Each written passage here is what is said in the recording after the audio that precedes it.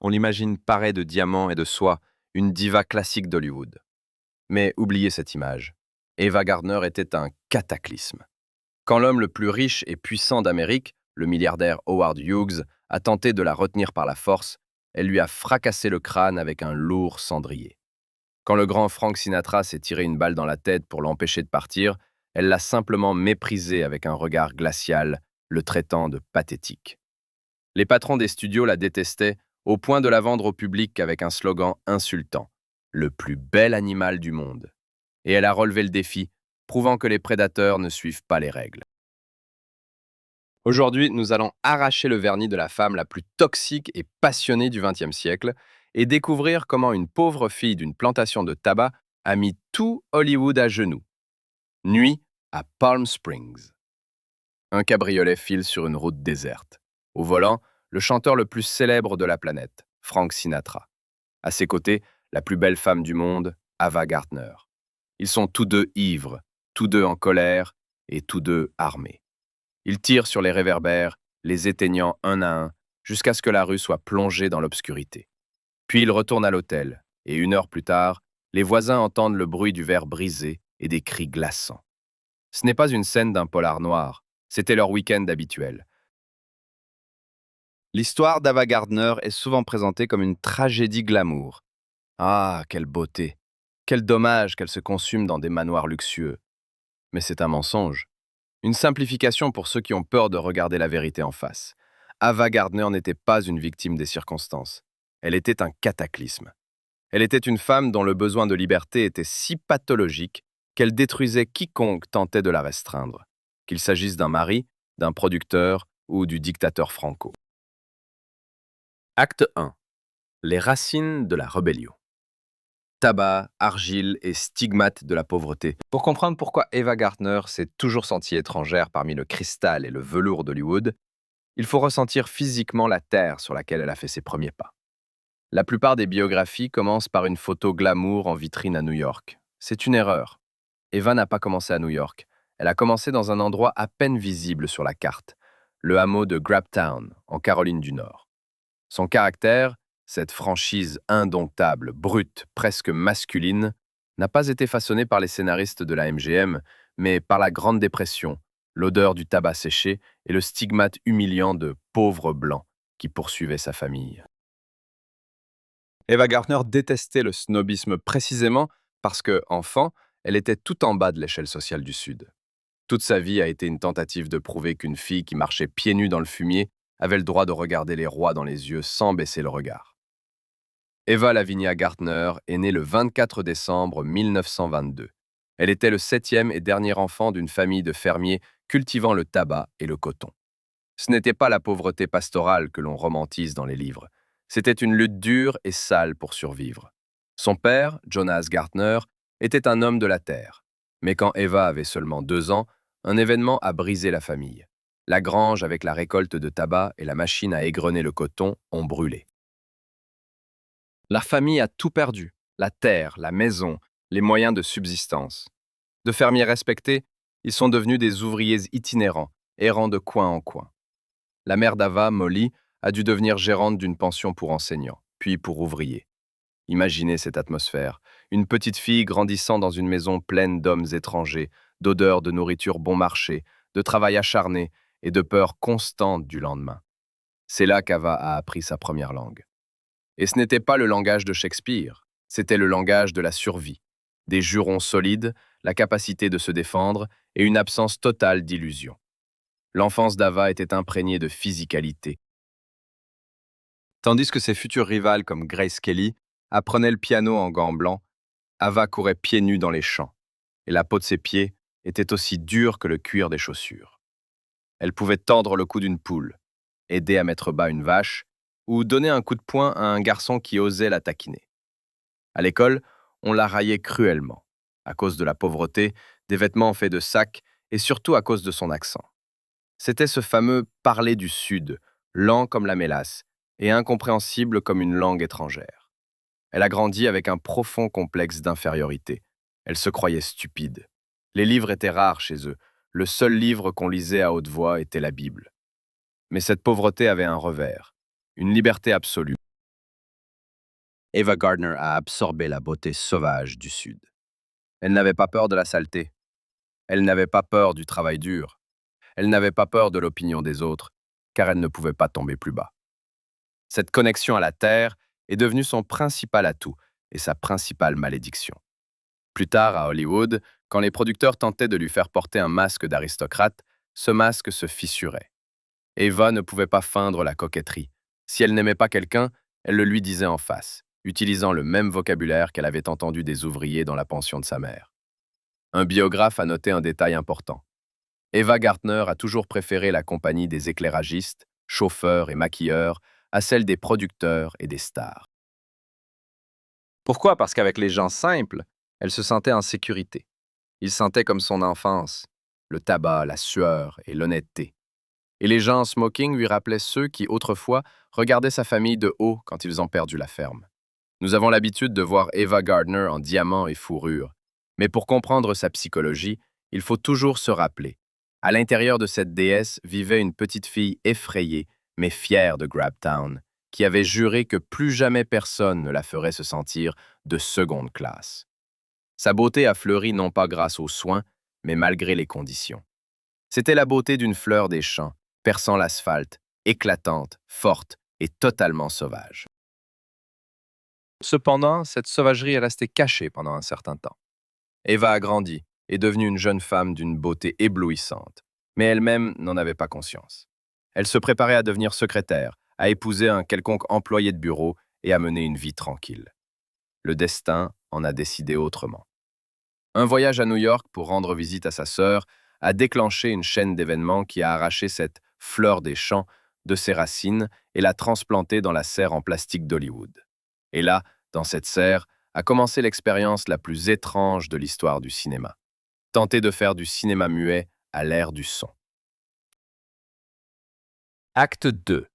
Cinéma muet à l'ère du son. Comment une erreur est devenue légende. On quitte les champs poussiéreux de la Caroline du Nord pour le néon de New York et les projecteurs aveuglants de Los Angeles. C'est le choc des civilisations. Pour saisir l'ampleur de la tragédie d'Ava, il faut comprendre ce qu'était la MGM en 1941. Ce n'était pas juste une société cinématographique, c'était un empire esthétique totalitaire. Louis B. Mayer, son chef, était un dictateur convaincu que les stars ne naissent pas, elles se fabriquent. Le système fonctionnait comme un convoyeur sans faille. Une fille ordinaire avec ses défauts, ses complexes et son passé entraient d'un côté, et une déesse en sortait de l'autre, avec un nouveau nom, une nouvelle biographie, des dents refaites et une mémoire effacée. Ava Gardner est devenue la matière première la plus belle et la plus défectueuse jamais entrée dans ce mécanisme. Son succès est une suite d'erreurs qui n'auraient jamais dû fonctionner dans un monde d'affaires rationnel. Tout a commencé par une photo, prise non pour la gloire, mais pour l'album de famille. À 18 ans, Ava est venue à New York rendre visite à sa sœur aînée Béatrice. Le mari de sa sœur, le photographe Larry Tarr, a été enchanté par la beauté de sa belle-sœur. Il a pris quelques portraits. Sur l'un d'eux, le visage d'Eva émergeait de l'obscurité en gros plan. Elle portait un chapeau de paille avec des rubans et son regard était étrange, un mélange de naïveté enfantine et de sagesse féminine ancienne et lourde. Larry a exposé cette photo dans la vitrine de son atelier sur la 5e avenue. C'est là que le hasard est intervenu. Barney Duhain, employé du service juridique de la MGM et accessoirement chasseur de talent, se rendait à une soirée. Il a vu la photo et s'est figé. Plus tard, il a avoué que sa première pensée n'était pas « Oh, une nouvelle star pour le studio », mais « Je dois obtenir le numéro de cette fille pour l'inviter à sortir ». Il était sûr qu'elle était mannequin professionnel. Quand il a fait irruption dans l'atelier et exigé les contacts, on lui a répondu « C'est notre parente de Caroline du Nord et elle n'a pas de téléphone ». Duhain, mu par son instinct de chasseur, a insisté pour que la photo soit envoyée au bureau du studio. Il ne savait pas qu'il enclenchait un mécanisme qui broierait le destin de cette fille. Quand Ava a été convoquée pour ses premiers essais au bureau new-yorkais de la MGM, la catastrophe est devenue évidente dès les premières secondes. L'opérateur l'a assise devant la caméra et a demandé « Parle-nous un peu de toi. D'où viens-tu? Quel âge as-tu » Ava a ouvert la bouche. En est sorti cet accent hillbilly impossible, épais, visqueux. Elle avalait les terminaisons, étirait les voyelles, utilisait le jargon des plantations de tabac. Pour les producteurs raffinés, C'était comme si un magnifique cygne s'était mis à cancaner. Mon Dieu, a chuchoté quelqu'un parmi les assistants. Elle ne peut pas parler. C'est la fin. À l'ère du cinéma sonore, la diction était tout. Les actrices apprenaient à parler avec un accent transatlantique, un dialecte artificiel qui sonnait aristocratique et compréhensible. La parole d'Ava était un défaut. L'opérateur, comprenant que le son tuerait toute impression, a pris une décision géniale. Il a ordonné « Tais-toi, pas un mot. Regarde juste l'objectif. Tourne-toi, prends les fleurs, pose les fleurs, souris. Maintenant, ne souris pas. » La pellicule a été envoyée à Hollywood, à Mayer lui-même. Le patron du studio a regardé ce film muet dans un silence total. À l'écran, il y avait une fille qui ne faisait rien. Elle existait simplement. Mais la caméra l'aimait comme elle n'avait aimé personne depuis Greta Garbo. Son visage rayonnait. Il y avait un mystère dans ses yeux. Mayer a rendu un verdict devenu légendaire. Elle ne sait pas jouer. Elle ne sait pas parler. Elle est incroyable. Signez-la. On lui a proposé un contrat standard d'esclave. 50 $ par semaine. Pour la fille d'un fermier ruiné, c'était une fortune. Ava, qui prévoyait de devenir secrétaire et de taper à 100 mots par minute, n'en croyait pas ses oreilles. Elle a signé les papiers sans les lire. Dès qu'Ava est arrivée à Los Angeles, accompagnée de sa sœur, car sa mère ne l'aurait pas laissée seule dans la ville du péché, le studio s'est attelé à corriger l'erreur. Ils lui ont engagé le meilleur coach vocal, Gertrude Fogler. La tâche était simple, tuer le Sud dans sa voix. Ava passait des heures devant le miroir, répétant des virelangues, apprenant à ouvrir correctement la bouche, brisant sa langue. Elle détestait ça. Elle avait l'impression qu'on la forçait à trahir ses racines. On lui a engagé des entraîneurs d'étiquette qui lui apprenaient à marcher, à s'asseoir, à tenir un verre. Les maquilleurs passaient des heures à travailler sur son visage, déterminant les meilleurs angles. Ils ont découvert qu'elle avait une petite fossette au menton, qu'ils appelaient le baiser de l'ange, et ont décidé de la mettre en valeur. Mais le pire se passait à l'intérieur. Ava se sentait imposteur. Autour d'elle, il y avait des actrices professionnelles, diplômées d'écoles de théâtre. Et elle n'était qu'une belle fille de Graptown, qui avait eu de la chance. Le studio la traitait comme un cheval de race coûteux. On l'examinait, la mesurait, l'évaluait, mais personne ne lui demandait ce qu'elle pensait. Au cours des 5 premières années, elle a joué dans 15 films, mais dans la plupart d'entre eux, elle n'avait même pas de nom au générique. Elle était la fille dans la voiture, la fille à la table, la serveuse. C'est ici, dans ces couloirs sans fin de la MGM, que sa haine pour la profession est née. Elle voyait l'envers de la fabrique de rêves, le cynisme, le commerce des corps, l'hypocrisie. Elle a compris, on ne l'avait pas prise pour son talent, mais comme un bel objet de décoration. Et en réponse à cette humiliation, une révolte s'est éveillée en elle. Elle a commencé à se comporter comme il ne convenait pas à un objet. Elle buvait avec les ouvriers du plateau. Elle jurait quand son talon se cassait. Elle refusait de faire des courbettes devant les producteurs. Le studio pensait avoir acheté une poupée.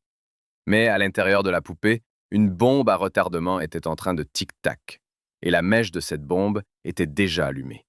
Bientôt, il est devenu clair que les murs du studio étaient trop étroits pour son tempérament. Eva cherchait à libérer son énergie.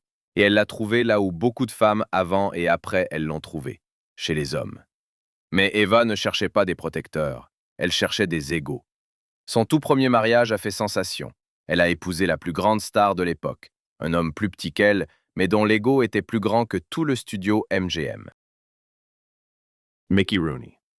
Ce mariage a été le premier acte de sa guerre pour l'indépendance, déguisé en lune de miel. Acte 3.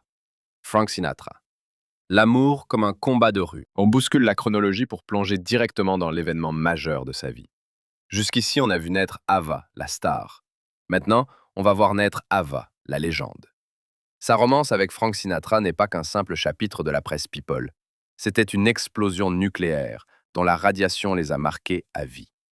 Le XXe siècle a connu bien des couples célèbres, mais aucun ne s'est détruit avec autant de passion et de style. C'est crucial, car c'est dans cette relation qu'Ava Gardner a pleinement compris sa puissance. Elle a rencontré un homme, idole de millions, la voix de l'Amérique, et l'a mise à genoux. Pas avec des ruses féminines, mais par son identité absolue, terrifiante. Ils se sont rencontrés à une fête à Palm Springs en 1948. Ava était déjà connue, mais encore libre d'esprit. Frank était marié à Nancy, la bonne épouse italienne, et sa carrière commençait à stagner. Leur attraction n'était pas romantique, c'était chimique. Ils étaient le reflet l'un de l'autre. Tous deux buvaient à en finir à l'hôpital. Tous deux souffraient d'insomnie et détestaient être seuls. Tous deux étaient d'une impulsivité folle. Ava disait « Frank, c'est moi en pantalon », sauf qu'il pèse 50 kilos et a plus de rage. Quand ils se sont mis ensemble, c'était comme enfermer deux chats sauvages dans une pièce. Le sexe était incroyable, les disputes mortelles. Pour comprendre la toxicité de cet amour, il faut examiner des scènes précises. Ce n'était pas de simples disputes de cuisine, c'était du grand guignol. Une des nuits les plus terrifiantes a eu lieu à l'hôtel Hampshire House de New York. Frank et Ava buvaient depuis des heures. Une dispute a éclaté pour un rien. Un regard, une vieille rancune. Ava, fatiguée des cris, s'est levée et a dit qu'elle partait. Pour toujours. Frank est entré en hystérie. Il a sorti un pistolet. Il jouait souvent au gangster, l'a pointé sur sa tempe et a crié « Je me tue si tu pars !» Ava n'y a pas cru. Elle connaissait son goût pour le théâtre. Elle a continué à faire ses valises. Alors Frank a tiré. Le bruit dans l'espace clos de la chambre était assourdissant. Ava s'est figée, persuadée qu'il était mort. Elle s'est retournée. Frank était allongé sur le lit, le visage dans l'oreiller. Elle s'est précipitée vers lui, ses mains tremblantes retournant son corps, et a vu qu'il était vivant. Il avait tiré dans le matelas, à quelques centimètres de sa hanche. À cet instant, quelque chose en elle est mort. Au lieu de soulagement, elle a ressenti un mépris glacial. « T'es pathétique, Francis », a-t-elle dit. Quand Eva est partie au Kenya pour tourner Mogambo avec Clark Gable, Sinatra a perdu la tête de jalousie. Il était convaincu qu'Eva couchait avec Gable, bien que Gable, en deuil, n'était pas intéressé par les femmes. Frank a volé jusqu'en Afrique. Il avait l'air terrible, maigre, épuisé, sans voix. Il avait apporté des caisses de Coca-Cola, il avait peur de l'eau locale et sa paranoïa. Au lieu de profiter du safari, il faisait des scènes sous la tente, accusant Ava de tous les péchés. Un soir, Ava a trouvé Frank sur le sol de leur bungalow. Il avait avalé des somnifères. C'était une autre tentative de manipulation par le suicide. Ava n'a pas appelé de médecin pour éviter le scandale. Elle lui a ouvert la bouche, l'a forcé à boire de l'eau salée et l'a littéralement ramené à la vie, en jurant comme un charretier. Mais le moment le plus dramatique fut sa deuxième grossesse avec Frank. Elle savait que cet enfant serait la fin de sa liberté et le début de l'enfer. Frank était ruiné, sa carrière s'était effondrée, elle payait toutes les factures. Ava a pris sa décision instantanément. Elle a volé à Londres. Frank l'a supplié de garder l'enfant. Il lui chantait, pleurait, se mettait à genoux. Mais Ava voyait la situation clairement, avec cette dureté paysanne. « Frank, on n'arrive même pas à s'occuper de nous. On boit, on se bat, on vit dans des hôtels.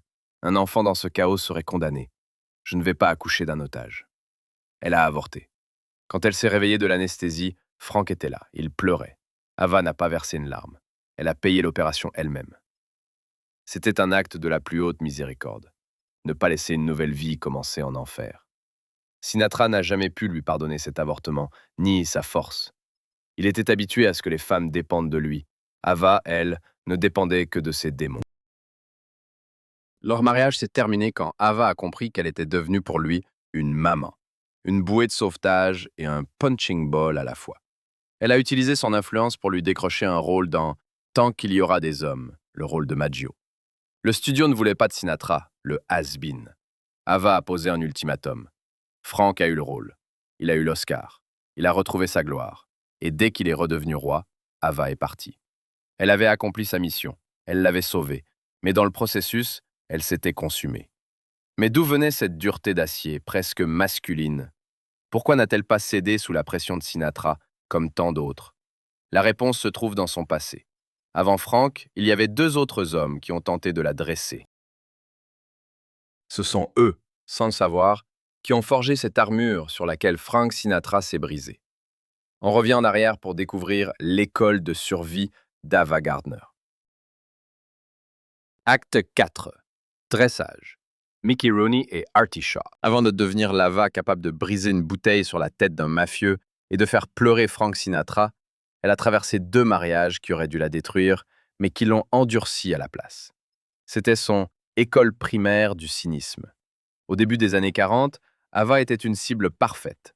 Jeune, à peine 19 ans, d'une beauté éblouissante et, aux yeux des hommes, totalement vide. Une page blanche sur laquelle on pouvait écrire n'importe quel scénario. Deux hommes totalement différents. Mickey Rooney, roi du box-office hollywoodien et éternel adolescent, et Artie Shaw, intellectuel sombre et génie du jazz, ont commis la même erreur fatale. Ils l'ont vu comme de l'argile. Ils ont voulu être des Pygmalions. Mais ils ont oublié de vérifier la solidité du matériau. Ce n'était pas de l'argile, mais du granit. Leur échec explique pourquoi Ava Gardner a perdu toute illusion sur le mariage. Elle a compris une vérité effrayante. Les hommes ne cherchaient pas un partenaire en elle. Ils cherchaient un miroir pour refléter leur propre grandeur. Premier mari, Mickey Rooney. Imaginez ce couple. Mickey Rooney était la superstar numéro 1 au monde. Le visage de la franchise, Andy Hardy, chouchou de la nation, incarnation de l'énergie américaine. Il était petit, à peine à la hauteur de l'épaule d'Ava, bruyant, audacieux et incroyablement riche. Ava n'était personne, une fille sous contrat à 50 $, qui était encore gênée par son accent. Pour Rooney, elle était un trophée. Le jouet le plus cher du magasin qu'il pouvait s'offrir. Il la courtisait avec la force d'un bulldozer. Il l'appelait 20 fois par jour, lui envoyait des bouquets de fleurs qui ne rentraient pas dans son minuscule appartement. Ava a cédé, non par amour, mais par confusion. Elle pensait que c'était ça, un conte de fées. Deuxième mari, Artie Shaw. C'était le contraire total. Artie Shaw était un snob intellectuel. Il méprisait Hollywood, bien qu'il en prenait l'argent, détestait les fans et se considérait comme un génie incompris. Pour Shaw, Ava était une élève, une sauvage à civiliser. Il voyait en elle un bel animal. Oui, ce terme existait avant les publicitaires, qu'il fallait apprendre à penser. Le mariage avec Mickey Rooney a été pour Ava un vaccin contre les illusions. La première nuit de noces a tout détruit. Au lieu de la romance et de la passion dont rêvait une jeune fille de 19 ans, Mickey l'a emmenée dans une chambre d'hôtel, lui a donné un baiser sur la joue et est parti jouer aux cartes avec ses amis. Ava est restée seule, en lingerie de mariée, dans une chambre vide, écoutant la radio. C'était l'essence de leur relation. Rooney l'emmenait à des soirées, l'exhibait, se vantait de sa beauté, regardait ses jambes. Mais il se fichait complètement de son âme. Il la trompait à tour de bras, convaincu que la campagnarde ne partirait jamais. Mais Ava était fière. Elle ne faisait pas de scène. Elle a simplement demandé le divorce. Le studio MGM était furieux. Comment osait-elle quitter le chouchou de l'Amérique? Les producteurs menaçaient de détruire sa carrière. Ava a répondu « Je m'en fiche, je ne serai pas un meuble ». Elle a refusé les pensions alimentaires, elle n'a pas pris un centime de Rooney, pour que personne ne puisse dire qu'elle s'était mariée pour l'argent. Elle est sortie du mariage avec ce qu'elle avait en entrant, sa fierté et une valise de vêtements. Avec Artie Shaw, la violence était plus subtile. C'était du sadisme psychologique. Artie avait honte d'elle. Quand ils allaient chez l'élite intellectuelle, il lui donnait des coups de pied sous la table si elle disait quelque chose de stupide. Il lui a fait une liste de lectures. La montagne magique de Thomas Mann, L'idiot de Dostoïevski, les œuvres de Karl Marx. Il l'a forcée à lire ces textes complexes, puis organiser des examens en public, savourant sa confusion. « Tu es belle, mais vide », lui disait-il. Ava, avec son complexe d'imposteur, le croyait. Elle pleurait, lisait la nuit avec un dictionnaire, essayait de devenir digne. Elle est même allée suivre des cours à l'université pour améliorer son QI. Mais un jour, la coupe a débordé. Elle a compris qu'Artie ne l'éduquait pas, il s'affirmait à ses dépens. Il se détestait et se défoulait sur elle.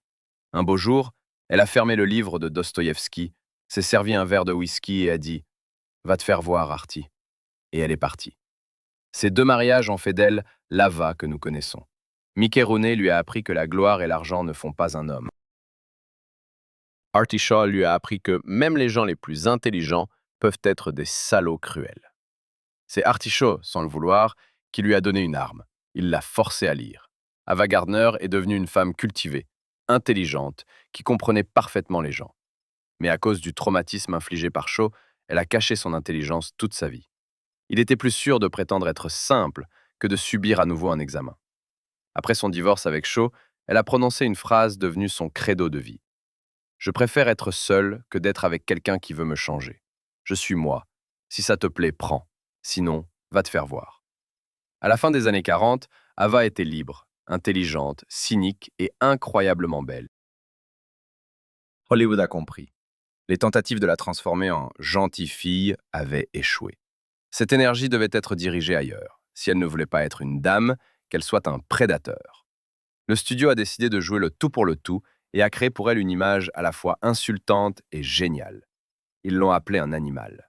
Et, à la surprise de beaucoup, Ava a relevé le défi. Acte 5. Le plus bel animal. Marketing ou insulte? Au début des années 50, Hollywood fait face à un problème de taille. Ils ne savent pas dans quelle case ranger Ava Gardner. Le système des stéréotypes est rigide. Pour une dame froide, on appelle Grace Kelly. Pour une blonde vulnérable, on appelle Marilyn Monroe. Pour une sainte innocence, on appelle Audrey Hepburn. Ava Gardner ne correspond à aucun de ces modèles. Trop terre-à-terre pour être une dame, trop agressive pour être une victime, trop pécheresse pour être une sainte. Elle dégage un danger, une sensualité lourde, promettant des ennuis plutôt que du plaisir. Pour vendre ce magnétisme unique et effrayant au grand public, les marketeurs du studio inventent le slogan le plus controversé, cynique, mais d'une précision géniale de l'histoire du cinéma. Ils ne l'appellent pas une femme, ils l'appellent le plus bel animal du monde. C'est crucial, car ce titre devient un point de non-retour. D'un côté, c'est le summum de l'objectivation.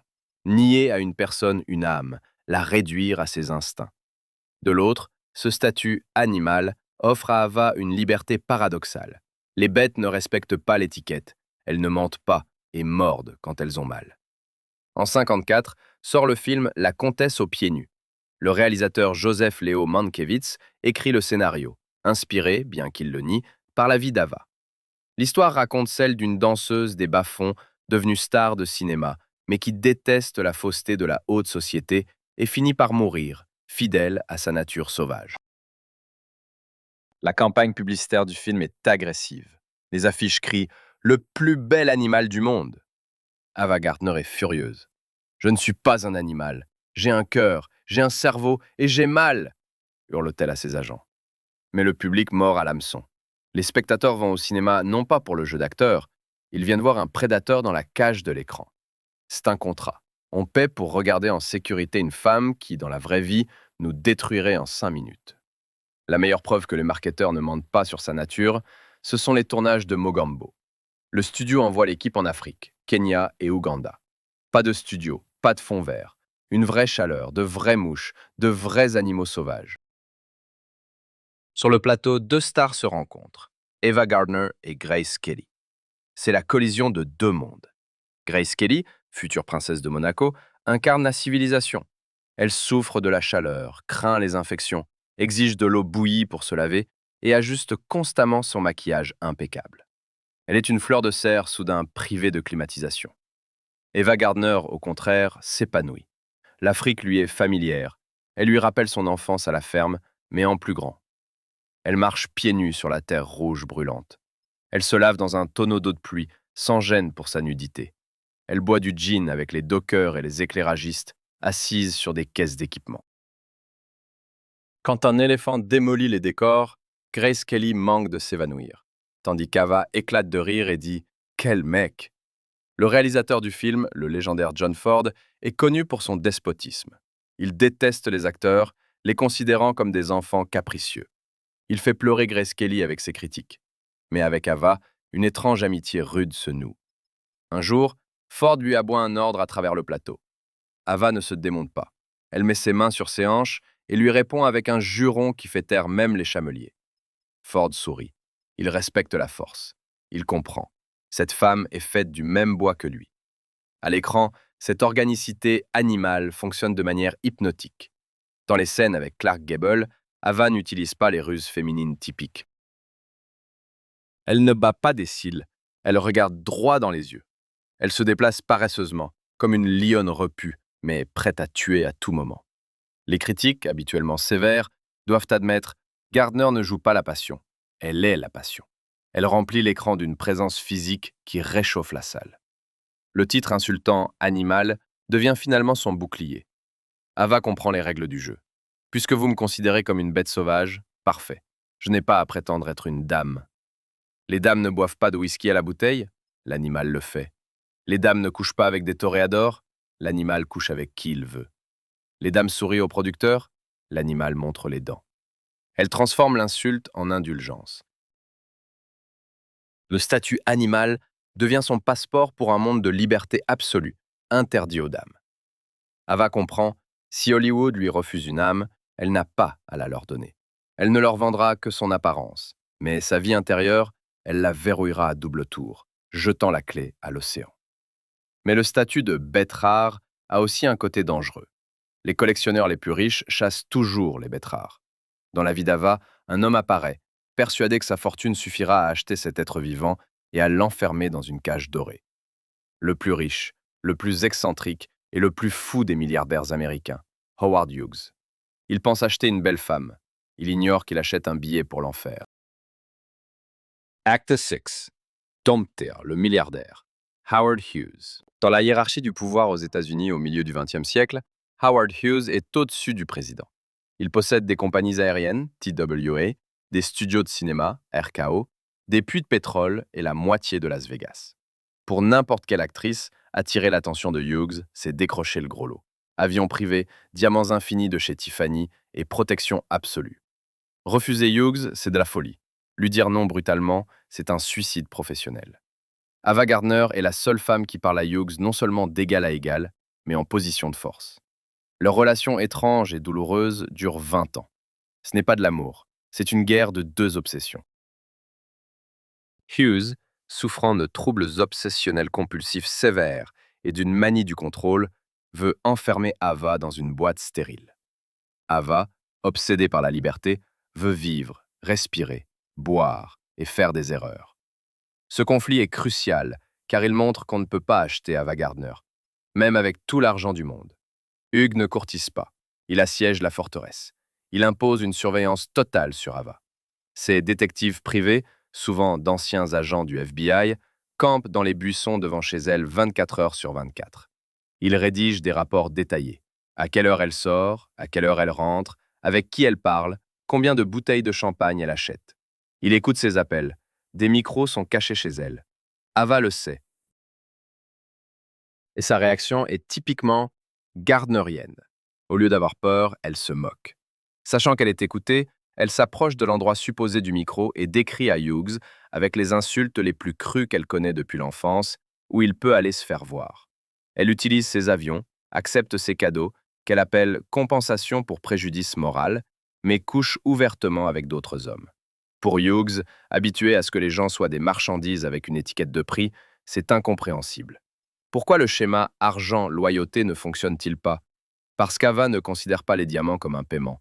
Elle les voit comme un tribut que le vassal paie à la reine, juste pour avoir le droit d'être à ses côtés. Le point culminant de cette guerre est un épisode qui entre dans l'histoire d'Hollywood comme preuve de son intrépidité. Cela se passe chez Ava. Hughes, perdant patience à cause de sa dernière aventure, peut-être avec Sinatra, débarque pour régler ses comptes. Il commence à crier. Lui, habitué à ce que tout le monde tremble devant lui, commet une erreur fatale. Il tente d'utiliser la force physique. Il attrape Ava, essayant de la retenir. À ce moment-là, ce n'est pas la star hollywoodienne qui se réveille en Ava, mais la fille du fermier Jonas Gardner. Elle ne pleure pas. Elle n'appelle pas la police. Elle attrape silencieusement un lourd cendrier en bronze sur la table, selon d'autres sources, une statuette en marbre. Mais l'essence est la même. C'est un objet lourd et contondant. Et d'un coup, mettant toute sa rage accumulée par des années de surveillance et de contrôle, elle frappe le milliardaire à la tête. Le bruit du coup est sourd et effrayant. Howard Hughes, l'homme que craignent sénateurs et généraux, s'effondre sur le tapis comme un sac de sable. Le sang inonde le sol. Il perd connaissance. Que fait Ava? Elle ne tombe pas en crise. Elle ne se précipite pas pour faire du bouche à bouche. Elle regarde le corps étendu et, selon la légende, dit calmement « Bien fait pour toi, fils de pute ». Le personnel est horrifié. « Mademoiselle Gardner, vous avez tué Monsieur Hughes, on va tous finir en prison !» Mais Hughes survit. Et le plus étonnant, c'est qu'il ne porte pas plainte. Il ne la détruit pas. Au contraire, après cet incident, son respect et son obsession pour elle ne fait que croître. Il comprend. Cette femme ne peut pas être brisée par la force. Le coup de cendrier devient sa déclaration d'indépendance. Elle prouve physiquement: mon corps est mon territoire. Tu franchis la frontière, tu prends une balle ou du bronze dans le front. Beaucoup de biographes accusent Ava de mercantilisme, car elle continue de fréquenter Hughes et de prendre son argent. Mais la psychologie est plus subtile ici. Hughes est un maniaque de la propreté, effrayé par les microbes. Ava est terrestre, sale à ses yeux, vivante. Il est attiré par elle comme par une source de vie qui lui manque dans son monde stérile. Ava voit en Hughes le seul être dont la folie est comparable à la sienne. Ils sont deux monstres qui se comprennent sans mots. Mais couchée avec le monstre, elle refuse. Elle prend son argent pour sauver ceux qu'elle aime vraiment, par exemple en payant les dettes de Sinatra, mais elle ne cède jamais sa liberté en échange. Cependant, vivre en état de guerre permanente épuise. Hollywood l'étouffe par son hypocrisie, Sinatra par sa jalousie, Hughes par son contrôle. Ava Gardner commence à suffoquer. Elle a besoin d'air. Elle a besoin d'un endroit où la passion n'est pas un péché, où la mort n'est pas un tabou. Et elle trouve cet endroit, un pays paria. Un pays où le sang coule sur le sable sous les applaudissements, où le vin est moins cher que l'eau et où les hommes regardent les taureaux dans les yeux, pas les producteurs. Au milieu des années 50, Ava Gardner fait l'impensable. Elle quitte Hollywood et s'enfuit en Espagne sous Franco. Acte 7. Évasion espagnole. Hemingway, Matador et Anarchie. L'évasion vers l'Espagne marque un tournant décisif. Les actrices de la trempe d'Ava Gardner ne quittaient pas Hollywood au sommet de leur gloire. Elles achetaient des maisons à Beverly Hills et s'accrochaient à leur contrat avec acharnement. Ava, elle, s'est installée à Madrid, dans un pays sous une dictature sévère, pauvre, strictement catholique et isolée du monde. Pourquoi? Parce que, paradoxalement, c'est dans l'Espagne dictatoriale qu'Ava a trouvé son anarchie personnelle. À Hollywood, la liberté n'était qu'un slogan, tandis que les coulisses étaient sous le joug d'un contrôle moral total, le fameux Code Hayes. En Espagne, la vie nocturne était imprégnée d'une passion authentique. La période espagnole est devenue légendaire. Ava s'est installée à Madrid et a vécu à un rythme qui aurait tué une personne ordinaire en un mois. Elle se couchait à l'aube, se réveillait après le coucher du soleil. Sa cour n'était pas composée d'agents et de publicistes, mais de gitans, de danseurs de flamenco, de matadors et de marginaux de tous horizons. Son voisin dans le quartier huppé était l'ex-dictateur argentin Juan Perón. Il détestait Ava. Pourquoi? Parce qu'elle organisait des fêtes si bruyantes sur son balcon que Perón, un homme qui avait dirigé un pays, ne pouvait pas dormir et lui lançait des malédictions par-dessus la clôture. Ava lui répondait en criant qu'il était un fasciste et un rabat-joie. Là, à Madrid, elle a trouvé son père spirituel idéal, Ernest Hemingway. Deux titans brisés. Un écrivain qui craignait d'avoir perdu son talent et une actrice qui avait peur de vieillir. Hemingway l'appelait fille, Ava l'appelait papa. Il pouvait passer des heures dans un bar, vidant des bouteilles en silence. Hemingway lui a appris à comprendre la corrida. Il voyait en elle une héroïne de ses livres, une femme qui encaisse bien et ne se plaint pas. L'apothéose de sa vie espagnole fut son obsession pour les matadors. Des actrices hollywoodiennes fréquentaient des acteurs qui jouaient les héros. Ava a choisi des hommes qui étaient des héros. Sa liaison avec le légendaire matador Luis Miguel Dominguín a fait scandale dans le monde entier. La corrida est devenue sa drogue. Elle s'asseyait au premier rang, respirant l'odeur de la mort, de la poussière et du sang. Elle ne se sentait vivante que là où le risque était réel. Dominguín lui a un jour dit une vérité cruelle. Ava, tu es comme un taureau. Tu fonces sur le chiffon rouge sans comprendre qu'il y a une épée derrière. C'est en Espagne qu'un incident aurait pu mettre fin à sa carrière. Lors d'une sortie au ranch, selon une version, elle a été jetée par un cheval, selon une autre, encornée par un taureau ou encore coupée par du ver, Ava a eu une profonde entaille à la joue. Pour une actrice, le visage est un capital. Le studio était en panique. Le visage est abîmé. Ava a simplement ri. Elle a longtemps refusé la chirurgie esthétique. Elle aimait cette cicatrice. Elle était authentique. Elle était la preuve qu'elle participait à la vie, et non qu'elle l'observait depuis la fenêtre d'une limousine. L'Espagne lui a offert ce que Hollywood n'a pas pu, le droit à l'autodestruction sans hypocrisie. La presse américaine écrivait sur sa chute, ses liaisons désordonnées, mais les Espagnols la vénéraient. Ils l'appelaient la Gardner, Pour eux, elle était compréhensible, une femme tempête, une femme volcan. Mais derrière cette fête perpétuelle de la fiesta se cachait un gouffre profond. Ava buvait et dansait toute la nuit, non pas parce qu'elle s'amusait, elle fuyait le silence. Dans le silence revenait sa peur principale.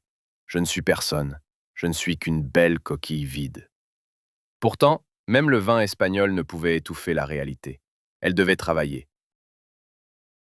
Ironie du sort, c'est précisément durant sa chute qu'elle a joué ses rôles les plus puissants. Elle est partie au Mexique, dans la jungle de Puerto Vallarta, pour tourner La Nuit de l'Iguane. Et ce qui s'est passé sur ce tournage a éclipsé tous les scénarios hollywoodiens.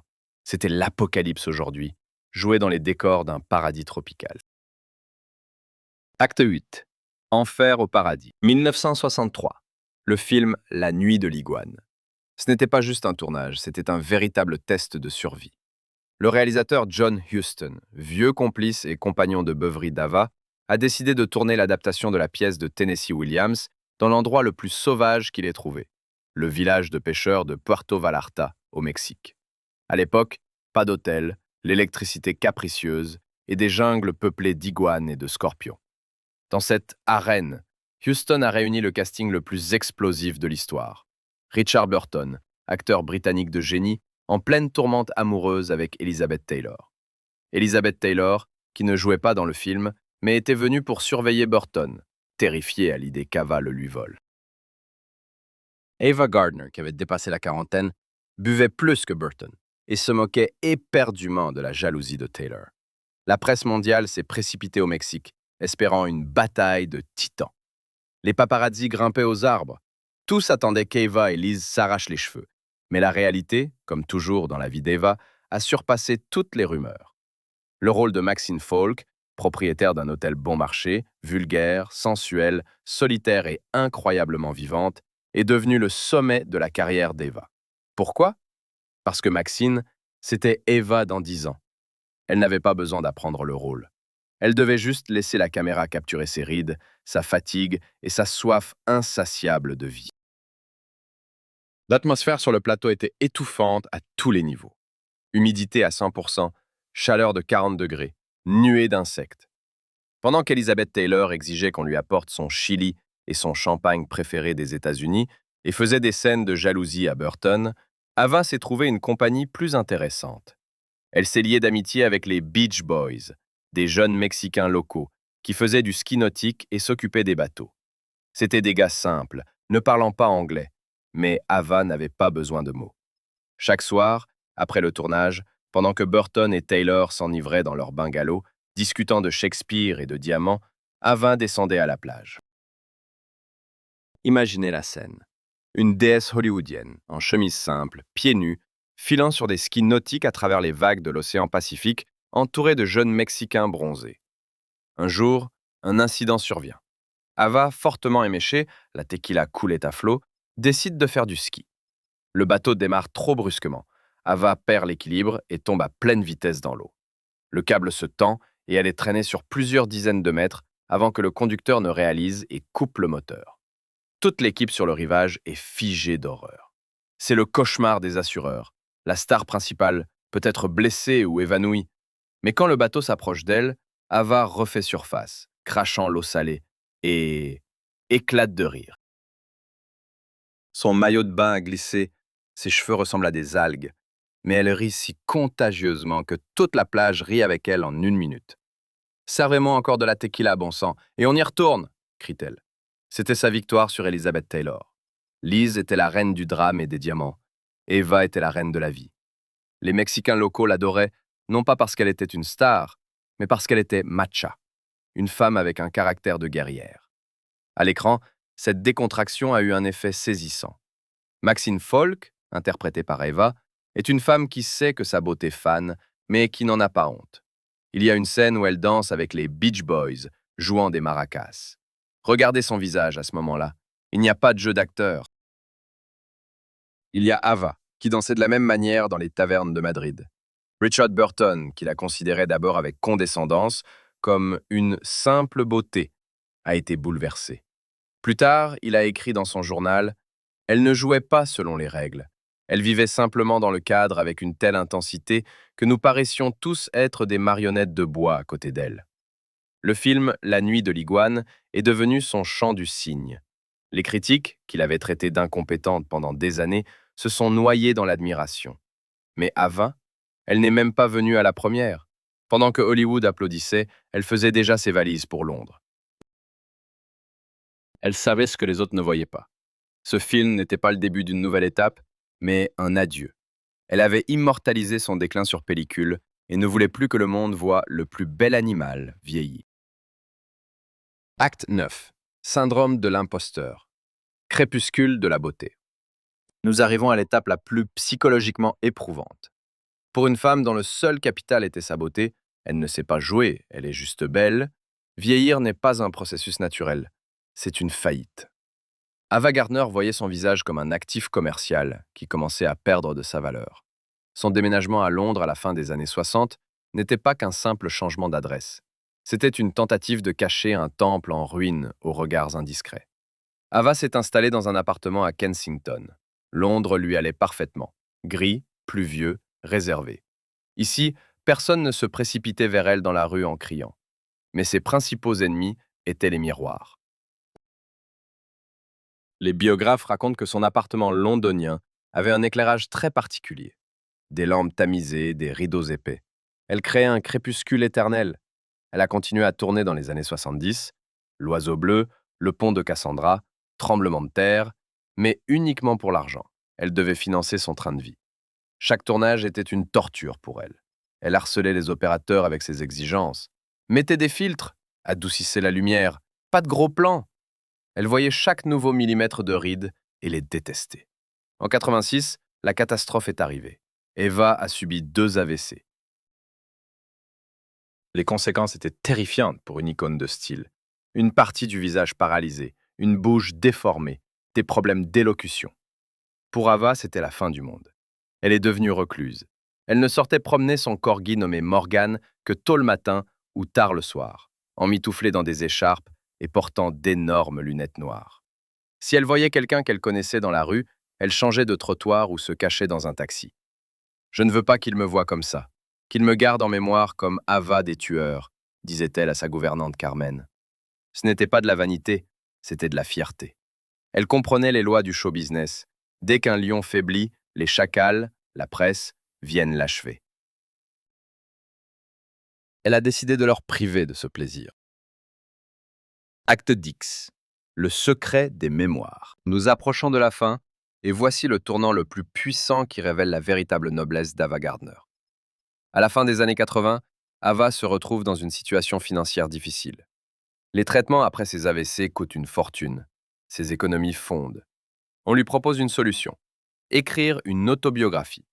Les éditeurs sont prêts à payer $1 million pour des détails croustillants sur Sinatra, Hughes, Rooney et toute l'élite hollywoodienne. $1 million réglerait tous ses problèmes. Ava engage le journaliste britannique Peter Evans pour l'aider à écrire le livre. Ils commencent à travailler. Ava, qui n'a jamais su mentir, commence à tout raconter. Elle parle des avortements, de la violence de Mickey Rooney, des bizarreries de Howard Hughes. Des disputes folles avec Sinatra. Evans est ravi. Le matériel est explosif. C'est un best-seller qui ferait exploser le marché du livre. Mais au fur et à mesure, Ava devient de plus en plus sombre. Une nuit, elle appelle Evans. « Je ne peux pas faire ça, Peter, » dit-elle d'une voix embrouillée. Les séquelles de l'AVC et de l'alcool. Quoi exactement, Ava? Je ne peux pas publier ce livre. Elle comprend que cette vérité ferait du mal aux gens qu'elle aime, surtout à Frank Sinatra. Frank est vivant, marié à Barbara. Il a sa propre vie. Publier l'histoire des avortements et de ses tendances suicidaires l'humilierait. Peter Evans essaie de la convaincre. Ava, tu as besoin d'argent, c'est ton histoire, tu en as le droit. Mais Ava Gardner, la blanche pauvre de Caroline du Nord, possède un code d'honneur inaccessible à bien des aristocrates. Je ne vendrai pas mes fantômes, tranche-t-elle. Je préfère crever dans la misère que trahir Frank. Elle déchire le contrat. Elle refuse le $1 million alors qu'elle en a besoin comme de l'air. Le livre Ava, mon histoire, ne sort qu'après sa mort, dans une version fortement édulcorée. Mais c'est brouillon Ses conversations avec Evans restent le témoignage de sa loyauté absolue. Elle a protégé Sinatra, même au prix de son propre bien-être. Et à ce moment-là, comme s'il ressentait son sacrifice, Frank Sinatra entre en jeu. Il apprend sa maladie et ses problèmes d'argent. Il ne pose pas de questions. Il commence simplement à payer les factures. Un avion médical spécial des États-Unis pour la transporter chez les meilleurs médecins? Payé. Des infirmières à domicile 24 heures sur 24? Payé. Ava sait qui fait cela. Ils se voient peu, mais leur lien à travers l'océan devient plus fort que n'importe quel mariage. Le 25 janvier 1990, Londres, pluie. Ava Gardner est allongée dans son lit. À côté, sa gouvernante Carmen et son chien. Elle regarde par la fenêtre le ciel gris. Toute sa vie, des champs de tabac aux réceptions royales défilent devant ses yeux. Elle se tourne vers Carmen et prononce ses derniers mots. Et ces mots mettent un point final à sa guerre avec le monde. « Je suis tellement fatiguée », murmure-t-elle. Le cœur d'Ava Gardner s'arrête. Elle a 67 ans. La nouvelle de sa mort secoue le monde, mais elle bouleverse surtout une personne à Los Angeles. Quand Frank Sinatra apprend qu'Ava n'est plus, il, selon sa fille, devient noir de chagrin. Il ne peut pas venir aux funérailles. Il sait qu'il ne supportera pas l'attention des médias, et sa femme Barbara est contre. Mais il envoie une couronne, avec une simple carte, avec amour, Francis. Ava a demandé à être enterrée non pas à Hollywood, parmi les stars, mais chez elle, à Smithfield, Caroline du Nord, près de ses parents. Le cercle est bouclé. La fille qui a fui la ferme pour conquérir le monde est revenue sur sa terre natale, prouvant à tous qu'elle n'a jamais vendu son âme. L'histoire d'Ava Gardner n'est pas celle d'une actrice. C'est un manuel sur la préservation de l'identité sous une pression totale. Elle a montré qu'on peut être une bête et avoir plus d'honneur qu'une dame. Elle a montré qu'on peut se croire sans talent et devenir une icône. Elle a montré que le véritable amour, ce n'est pas quand on se tient la main devant la caméra, mais quand on paie les factures de l'autre, même en étant sur des continents différents. Ava Gardner a vaincu le système, car le système n'avait pas d'outils pour la briser. Elle était trop réelle pour un monde d'illusions. Et c'est pourquoi, des décennies plus tard, nous regardons encore ces photos et ressentons ce courant. La réalité dépasse toujours les attentes. Et Ava Gardner était la plus belle réalité qui ait jamais frappé Hollywood. Ava Gardner a choisi le chemin le plus honnête. Elle a envoyé Hollywood au diable pour sauver son âme. Elle était une guerrière qui a jeté son épée et est partie vers le coucher du soleil. Mais dans ce même Hollywood, dans ces mêmes couloirs, il y avait une autre femme. Une femme qui a fait le choix opposé. Elle n'a pas combattu le système. Elle a décidé de l'acheter. Nous avons l'habitude de la considérer comme une femme au foyer drôle et maladroite, un clown qui se retrouve toujours dans des situations ridicules. Mais c'était le déguisement le plus génial de l'histoire du show business. Pendant qu'Ava Gardner brisait des cendriers sur la tête des milliardaires, cette rousse drôle prenait discrètement et méthodiquement le contrôle des studios, des caméras et de l'argent. Ava était une rebelle. Et Lucille Ball est devenue le cheval de Troie. Elle a mis le masque de la femme stupide pour endormir la vigilance des hommes et a construit un empire qui a changé la télévision à jamais. Comment un clown est-il devenu le capitaliste le plus impitoyable de l'époque et pourquoi a-t-elle dû payer un prix encore plus terrible qu'Ava Gardner pour son trône?